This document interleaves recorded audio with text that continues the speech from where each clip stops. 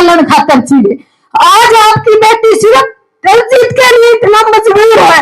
मेरे छोटे छोटे बच्चे पूछा मम्मी पापा कब आओगा, और पहले मैं जगह जगह हाथ की सबने सिखाने की कोशिश करूं, पहली माँ जोड़ के यह विनती करूं, प्लीज को कल भी करके आप मेरे पति जी बोल भी खिलवाने का काम करो, मेरा पैसा नहीं चाहिए, यही कहना चाहूंगा।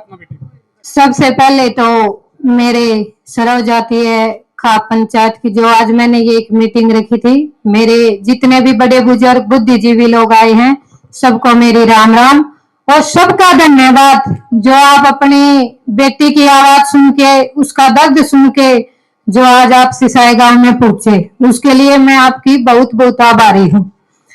और अभी मैं बस जो ये पंचायत हो रही है, मैं आप सबको बताना चाहती हूँ, ये एक ही मुद्दा पा रही है। जो दिलजीत सिंह के ऊपर अभी 19 तारीख ने 2 झूठे केस लगाए हैं जेल से लाके और उनकी परेड कराई है, मैंने उस विषय में पंचायत रख रखी है। और मैं सरकार से और प्रशासन से यही बार बार मांग करती आई हूँ, और आज भी मेरी इस पंचायत में यही मांग है कि दिलजीत के दोनों केस वापस किए जाएं और जो परेड कराई है उसकी माफी मांगी जाए। और रही बात मेरी जगह जगह पे कॉन्फ्रेंस हुई है, मैंने वहां भी यही जवाब मांगा था और आज फिर जवाब मांग रही हूँ। और मेरे सभी बुद्धिजीवी बड़े बुजुर्गों ने एक बात और कही है, भाई जिसका बेटा करता चल जाए तो उसका सहयोग करा करो। तो मैं आप सब तो एक बात कहना चाहूँ, मैंने ना तो सहयोग के विषय में पंचायत रखी है, ठीक है, वो आपकी मर्जी है, आप बड़े बुजुर्ग हो देखे मैं आपकी बेटी समान हूँ, तो आप जो फैसला लोगे तो आपकी इच्छा है। मैंने बस ये पंचायत आज के लिए मेरे पति की न्याय दिलाने खातर रखी है। और अगर मैं आज भी कहूँ, मैंने कोई पैसे की जरूरत नहीं है, ना आज ना कल ना आगे, इतने मैं समर्थ हूँ, पढ़ी लिखी हूँ, मैं अपना गुजारा कर लूंगी। बस आप एक ताकत लगा दो, आपकी बेटी का कहना है कि अभी दिलजीत सिंह बाहर आ जा, जब मेरा आदमी बाहर आ जाएगा तो वो खुद समर्थ है, खुद कमा लेगा। और रही बात दूसरी, जो भाई आए थे पवन भाई वाले, तो उसके लिए भी बता दूं, जो भाई ने बयान दिया है अभी कि भाई कोई उसकी मदद के लिए नहीं आया, तो मैंने मेरा वकील चंडीगढ़ हाईकोर्ट कर रखा है, वो उसकी पैरवी करने के लिए हमेशा जाते हैं, उनके वकील से भी मिलते हैं, भाई पहले पवन निकलेगा उसके बाद दिलजीत निकलेगा, ठीक है। इन भाइयों ने मैं संदेश देना चाहूंगा।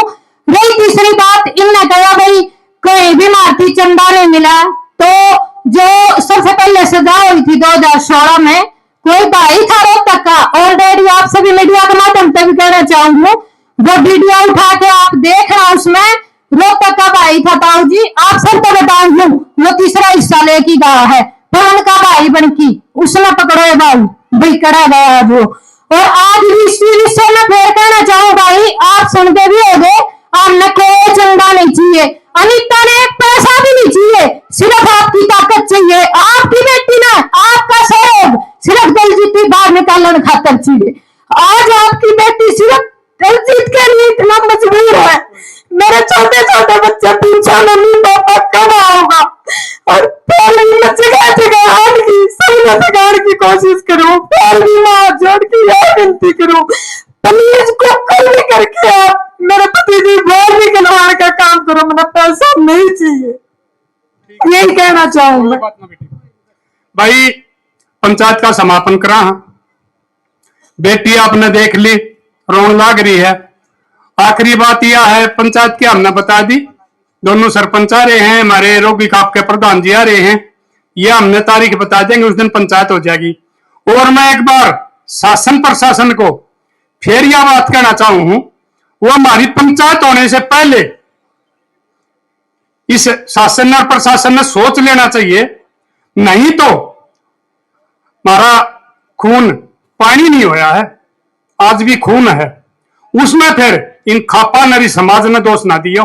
जो यह बेटी रोन लाग रही है, थारा दिल नहीं पसीजता होगा, लेकिन हम उस समाज से हैं जिस समाज के आदमियों ने बेटियां की इज्जत के लिए और आंसुओं के ऊपर कुर्बानी दे दी है और अपनी जान गंवा दी है।